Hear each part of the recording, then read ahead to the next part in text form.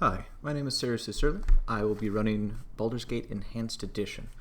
It is a game that was released in 2012, but the original Baldur's Gate was released back in 1998. I'll be playing on the current patch, which is patch 2.5, which was released about 2016. The main thing that is different about the 2016 version and the 2012 version is they removed a lot of the glitches that were available in the Infinity engine. So no longer can we do chat glitches or polymorph glitches or any of the fun strats that we used to have. Nowadays, the run's pretty vanilla. Everything's kind of game mechanic intended, even if the gameplay is not.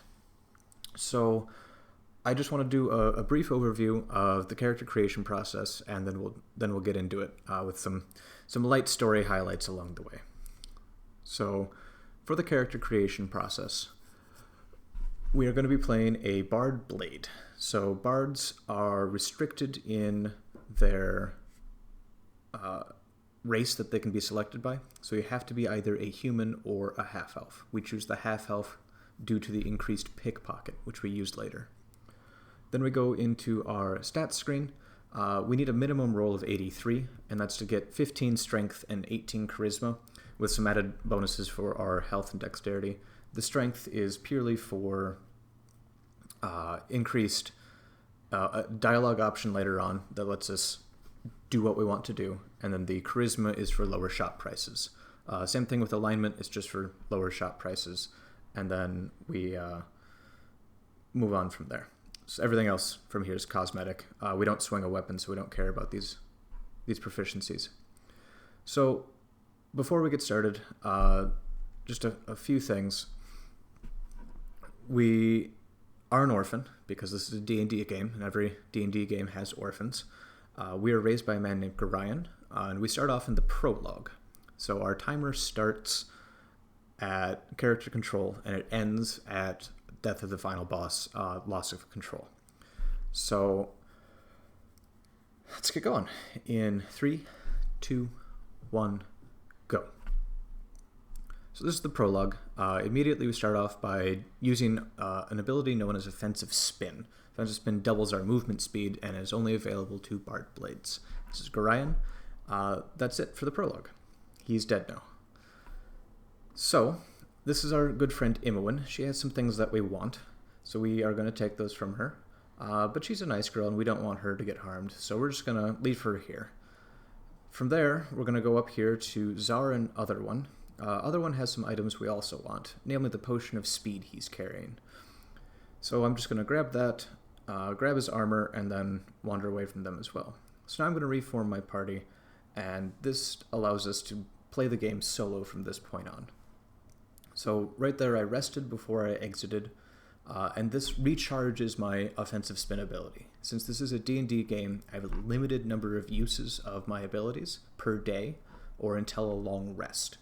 So every time I rest, I get my spin back. And here I messed up my clicking a little bit. That's fine. It happens. But I'm going to go investigate this rock. I'm going to grab a very expensive ring out of it. Not sure why someone left that there. And now I'm going to go open up some of the map. So this is one of those games where you can't go anywhere that you don't know about, or don't have a clear path to. So this mapping section right here is used for the start of Chapter 3 to get to the bandit camp more quickly. Now that that mapping section is done, we're going to continue on with the story. But first we're going to do a little bit of shopping. So there's only 2 main shopping segments in this game. It's where a lot of the routing comes from. We're a very item-heavy route at the moment. There's been lots of changes in which items we use and when and how, and it's not finalized by any stretch yet. But we're going to sell off the ring. We're going to buy some potions and some scrolls. Bards have the ability to cast magic, unlike a lot of the other classes. So sorcerers, mages, bards, rogues at a certain level will all be able to have access to spells. And spells are very, very important for us. So now that our shopping's done, we're going to head to visit a crazy person. Now, we're headed to Nashkel, is the city we're trying to get to. And I could just walk there. That is a thing that is possible. However, it is actually a little bit faster to take these other screens away and then get brought to Nashkel by this guy here. His name is Brage. He was possessed by an cursed greatsword and has just been kind of slaughtering people. But now we've arrived in Nashkel. We are now in Chapter 2. So we have been told that there is a mine down here that is normally the main supply of iron ore for the region, but for some reason the ore seems to be corrupted. We've been asked by the mayor of Nashkel to go investigate. So being the good adventurer that we are, we're going to do that. So here's my first inventory. I chug a potion of speed, because again, we like moving twice as fast as normal, and then put on some of my magic scrolls. I'm going to grab a wand of frost out of this tree. It is our main damage item for the remainder of the game. I need one wand to beat all of Baldur's Gate, and some potions of explosion. Don't get me wrong. I do need some fireball. So this is just getting unlocked to go into the mine. I cast invisibility here so that I can't be seen or talked to by anybody. There's a number of the miners here that are concerned for their safety and want to tell me about that. And I don't want to listen to it, so as long as I'm invisible, nobody can see me, I can just wander through unimpeded. It also prevents things like that miner gets ambushed, and then I have a giant fight on my hands, or these kobolds here will just, attack me. So, the intended gameplay of this is that you would be with a party of 4 at this stage. You'd still have Imoen with you, and you're supposed to go to the Friendly Arm Inn, pick up Khalid and Jaheira, and they're supposed to kind of be your core party on your way going through. So there I cast Mirror Image, which reduces my chance of my real body being hit, and instead one of my ghost bodies being hit. It didn't work out so well on that first trap, but that's okay. That trap does have a tendency to kill you. Like all things in D&D, it rolls on a dice, as we're about to see here as we fight Mulahay. I'm going to identify and equip this Wand of Frost, and then I'm just going to shoot him with it. So, funny thing about Mulahay is that he doesn't aggro if he's taken damage. He'll just get confused and then start burping and wandering around aimlessly. It was a fun behavior that was discovered fairly recently, at least by me. Others might have known about it long before, but... So I'm going to wander out of the mines. I've discovered everything I need to there. I, quote-unquote, picked up, even though didn't, some scrolls that informed me that there are bandits under the same employer as Mulahay, who was poisoning the iron ore, and I should go check out the bandit camp and see what's up there. So I'm popping into the carnival quick. I need to grab my necklace of fireballs, because we all know the best spell in D&D is fireball, so I had to make sure I had at least 10 of them. And I'm going to go travel to visit the bandits. So this is an instance of a random encounter while traveling. So anytime I travel or anytime I rest, there is a behind-the-scenes roll to see on if I get an encounter and then what type of encounter I get. Every area has a slightly different table as to which encounters I get.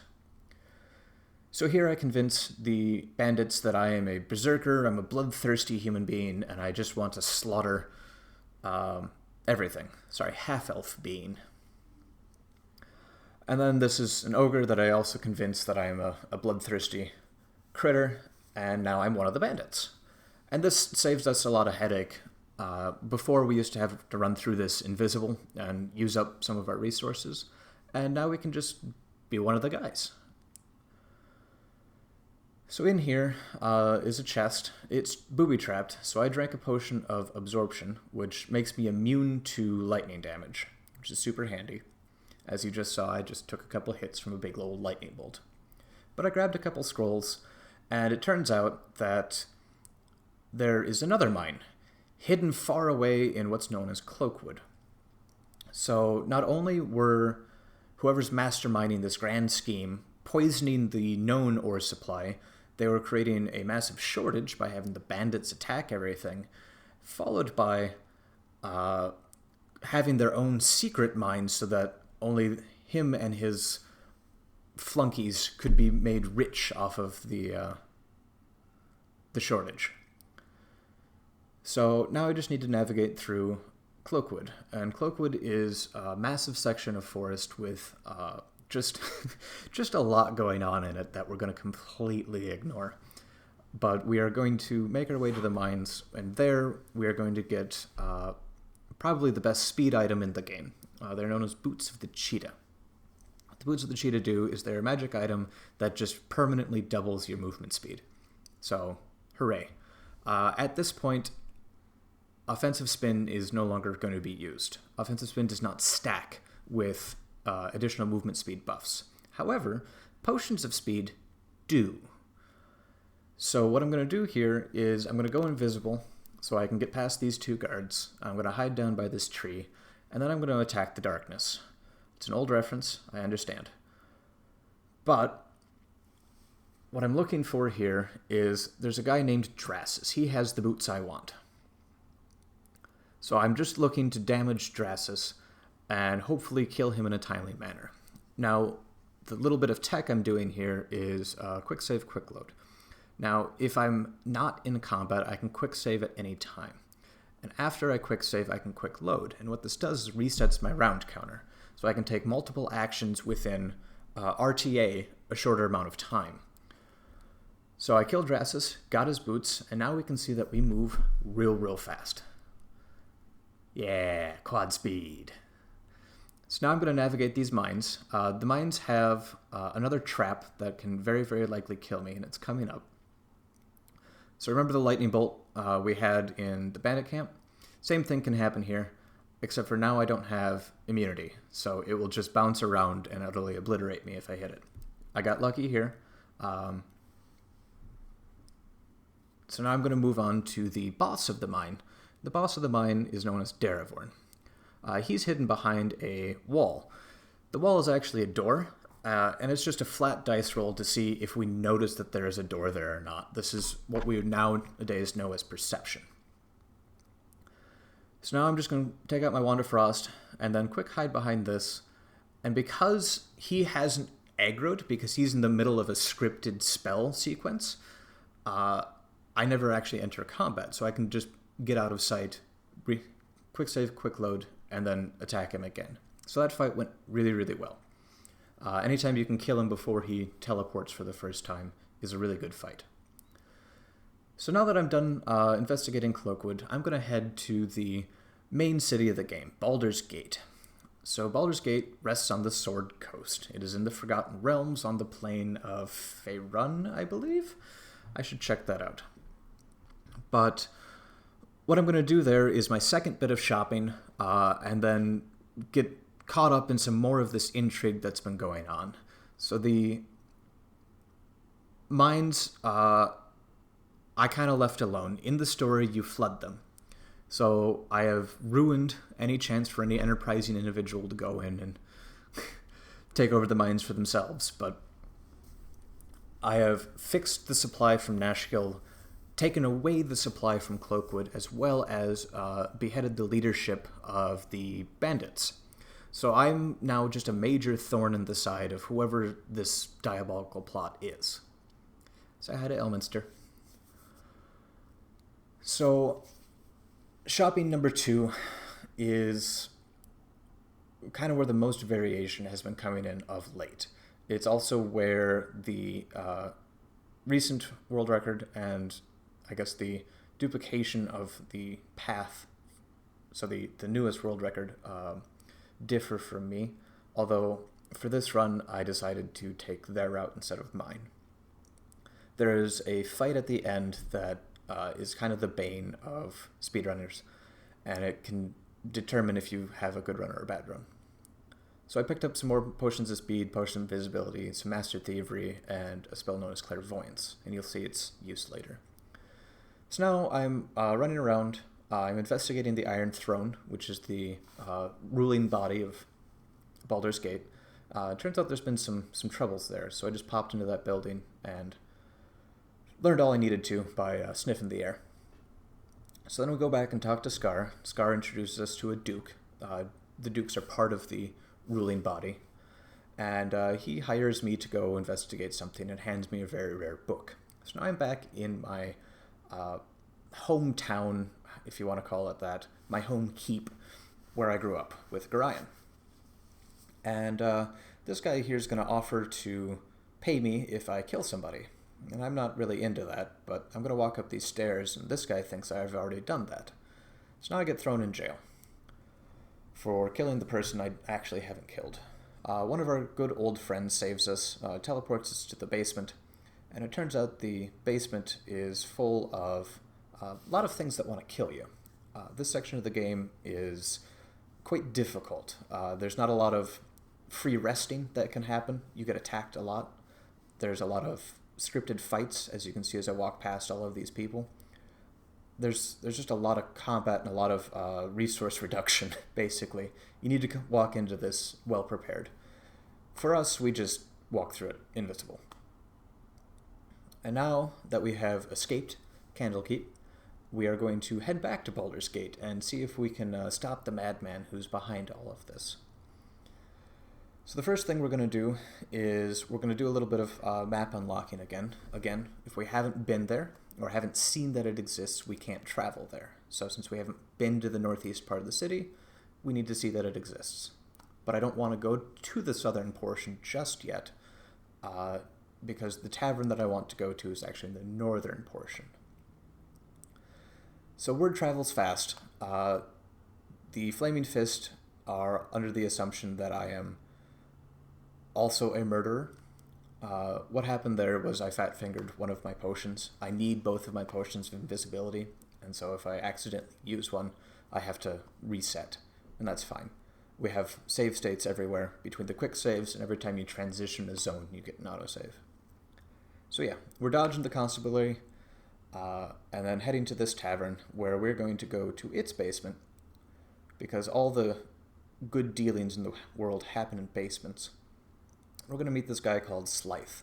So this is our first and only instance of pickpocketing. So I go invisible, and then I can do a version of talk locking, and then I need to successfully pickpocket him 4 times. So what I'm doing in between is I'm pausing, pickpocketing, unpause, and repause very quickly. And this allows for multiple actions to be taken. Now, pickpocketing doesn't fall under the normal round counter actions, unlike attacking or using spells, for whatever reason. But it's a super nice break and allows us to do that. So this is the final important fight, or at least the final difficult fight. So all the dukes there were actually doppelgangers. If you don't know what a doppelganger is, they can take on the appearance and memory of anybody that they have either killed or drinking the blood of. So here I'm just shooting fireballs at the darkness, trying to do as much damage to those doppelgangers as possible. However, I cannot hit the other 2 dukes that have not been assimilated yet. So if I hit either of them, it's an instant game over, and then I have to try again. If I accidentally hit Saravok, I get a game over and have to try again. If the dukes both die, it's a game over. I have to try again. There's a lot of things that can go wrong in this fight. So as you can see, I'm at very low health, and I am running around trying to stay away from that doppelganger that's trying to hurt me. They have very good attack and can hit me very frequently and very hard. So I'm going to heal up here just for a little bit of safety, and then hopefully let Belt and I always forget her name because it's kind of hard to pronounce. It's a pair of I's in a row. And hope I can survive. Alright, so now that all the doppelgangers are dead, I need to talk to these 2 and say, hey, we've got a paper trail, and it all points to Saravok. He's an evil dude. So again, just going to heal up quick. This is a scripted time thing where you're supposed to not fight Saravok. Saravok in this state is unkillable. He has 100% magic resistance. He has a ridiculous Thaco, which is the armor class equivalent. and you just have to wait for him to teleport away. And we go, oh, where is he going to? Temple of Ball. Turns out he's Ball Spawn, which is kind of evil. So after that big nasty fight, there's this giant maze. In this giant maze is a load of traps and evil enemies like oozes and Doomguard and really high tier skeletons, and they're all kind of evil and nasty and hard to deal with. So I just cast Shadow Door, which is a form of invisibility and some more protective magic, and I just run through it because I don't want to deal with that. Oh, and Clairvoyance. That's how I revealed the map. If I cast Clairvoyance in a dungeon, it specifically says that it won't reveal the dungeon, so then it reveals the dungeon. Super handy. One click, the auto-pathing takes me right there. So this is a Temple of Ball. It is under the city of Baldur's Gate. It's evil. And I'm just going to cast Protection from Magic here. It removes all of the buffs that I had prior, which is fine, because all I need to do is survive these skull traps. So I chug my last potion of invisibility, and I get to dance around on these traps. So there are a couple ways I can die. If I accidentally click on something that I talk to, breaks my invisibility, things can see me, then attack me. If I accidentally step on the wrong traps, I can die. So there are four varieties of trap, three varieties of trap on the skull face. And so I need to be kind of careful in my movement as to how this happens. But more or less, this is the fight of me being invisible with a magic shield, bouncing around on the face of a skull, waiting until the traps kill Saravok. And that's it. That's the run. So, yeah. It's a lot of mechanic abuse, and there's a lot to try and cram in a short amount of time. So there are pauses available in some of the wood segments as well as the bridge, where I don't have to be explaining story bits, where donations can be placed. But in general, it's a super safe game in that there are lots of saves to be had, even if something doesn't go right, like the doppelganger fight. We just reset and we try again. In general, most of the runs that I do that I complete, like say I've done a bunch of resets and I just want to finish the game again for practice sake, how do I put it? I'll finish in 22 minutes or less almost every time these days. And that's just because the route has gotten so rock solid and it's so forgiving in minor screw-ups that the difference between a 19-minute run and a 22-minute run seems like the world these days. So, yeah, thank you. I hope everything goes well. I'm looking forward to it regardless. So thank you. Have a good one. Bye.